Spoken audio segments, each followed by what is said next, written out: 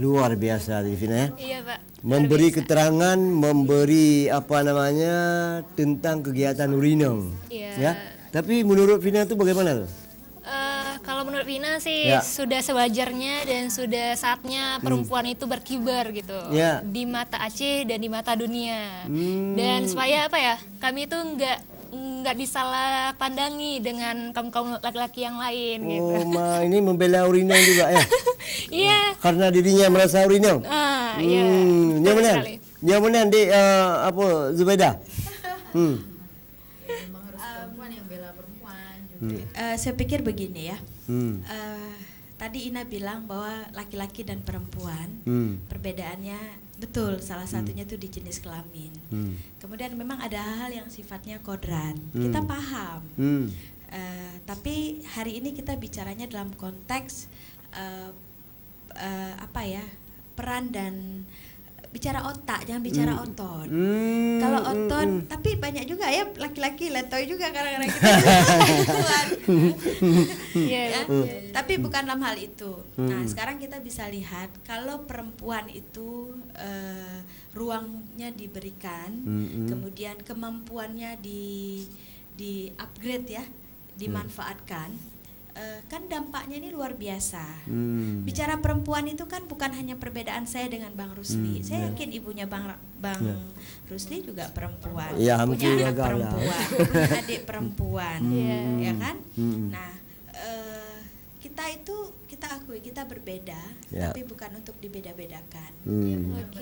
Bukan bersaing, tapi laki-laki itu bermitra. Saya mungkin teman-teman perempuan itu saya berteman, tapi teman-teman saya lebih banyak laki-laki, banyak sekali laki-laki. Dan saya hampir tidak menemukan bahwa teman-teman laki-laki saya itu mereka apa ya, ngegap ya Ina ya, ngegap gitu karena beda itu. Iya, justru teman-teman saya yang laki-laki itu mereka lebih apa ya, kita tuh kadang-kadang lebih diistimewakan, ya kan, di nomor satukan, bahkan kadang justru kalau saya melihat seperti itu. Nah, ketika ada gerakan yang kita bangun, ada saya perempuan, ada laki-laki, justru bicaranya itu kamu bisa apa, kamu bisa apa, kamu bisa melakukan apa. Tapi dumpu je juga urinong. Iya. Kena kelebihan. Okey, jadi benar beda. Jadi karena pura ke nanti dia sambung lam, jadi mungkin danyo laki yang ujung boleh Coba kakak yang di ujung, kakak yang duduk cantik, perkenalkan dirinya gitu. Ini yang paling muda dia. Paling muda. Iya. Assalamualaikum warahmatullahi wabarakatuh. Waalaikumsalam warahmatullahi wabarakatuh. Terima kasih telah diundang ke Aceh TV, ke acara Kopi Bunga. Luar biasa, patut diapresiasikan. Jadi tak kenal maka tak sayangi. Jadi sebelumnya saya kenalan dulu, perkenalkan diri dulu. Baik, nama saya Khairun Nisa, biasa dipanggil Nisa, pokoknya gitulah. Sekarang saya mahasiswa di UIN Araniri, jurusan pendidikan kimia.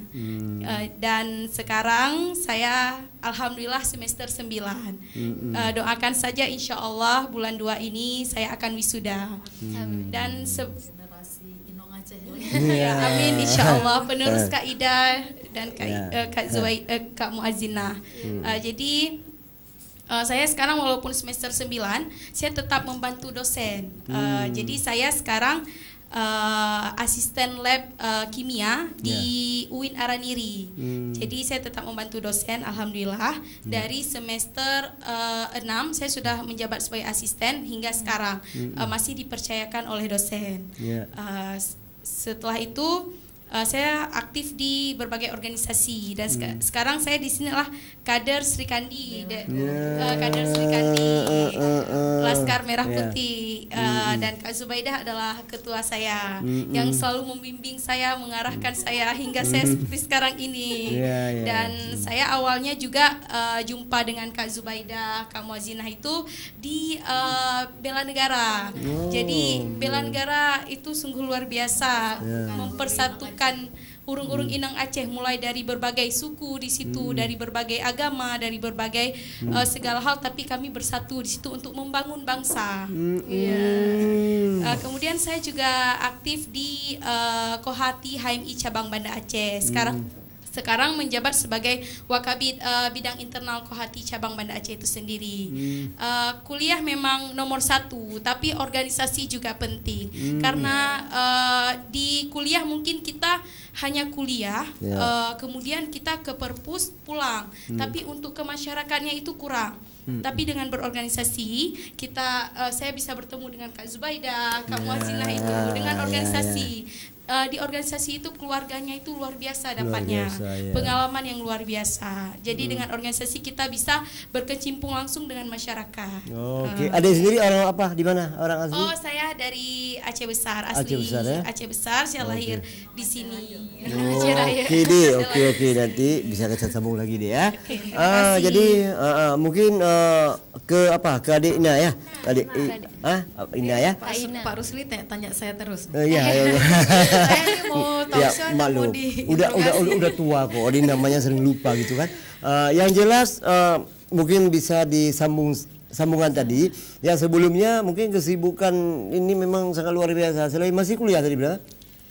Dosen. Oh, dosen ya. Di Masih dosen. Jadi ya mudah-mudahan nanti saya kuliah lagi. Untuk S3, mohon doanya. Ya, tapi kesibukannya ini kan sangat luar biasa. Kegiatan dusun, kegiatan organisasi, kegiatan pokoknya sangat sibuk lah itu. Kesibukan ini nampaknya kapan mau istirahat?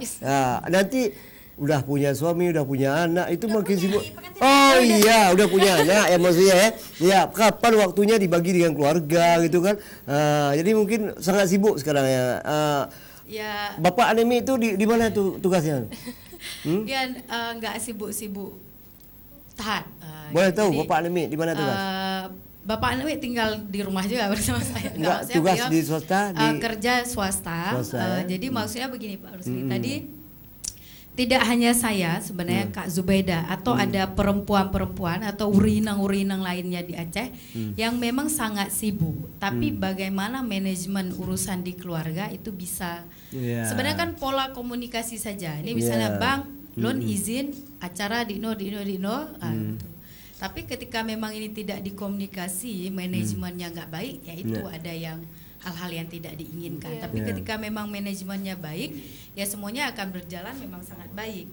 Terus kalau dibilang dengan perihal kampus, kalau untuk kondisi saya lihat memang ada beberapa prioritas gitu. Jadi kalau kita bicara dalam konteks keluarga, ya memang itu juga harus prioritas nomor 1. Tapi tidak menutup kemungkinan kalau memang di urusan kampus itu juga menjadi prioritas. Karena apa?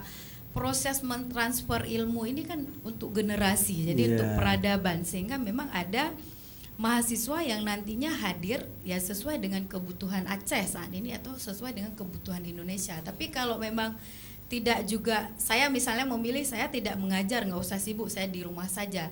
Nah ini kan beda apa yang mau kita capai. Tapi kalau saya melihat selain memang kondisi mengurus urusan rumah tangga, saya sangat puas batin saya ketika memang bisa transfer ilmu dan lainnya ya berorganisasi, ketemu Kak Zubaida dapat isu baru, ketemu Nisa dapat perihal apa yang dihadapi mahasiswa. Ini luas. Jadi kalau tadi perempuan bicara hanya urusan kekerasan rumah tangga, pelecehan seksual, proses mengurus anak itu memang udah ranah sangat perempuan. Tapi kalau tadi bicara Nisa, dia pendidikan kimia, bagaimana proses pendidikan kimia nanti bisa dilihat diterima oleh masyarakat atau perempuan lainnya. Nanti kalau nggak bicara susah ya kimia itu, tapi dengan hadirnya Nisa, oh nggak susah kok begini belajarnya.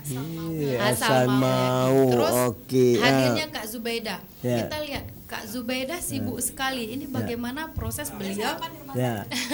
Bagaimana proses Kak Zubaida bisa mengantar anak sekolah, bisa memasak di subuh hari, tapi urusan organisasi juga jalan. Karena apa? Bicara carong menteng hansip, karena urusan sosial. Oke, Dik Bo, jadi karena pulakun untuk season yang kedua annual ini tak lewat jame yang nyo.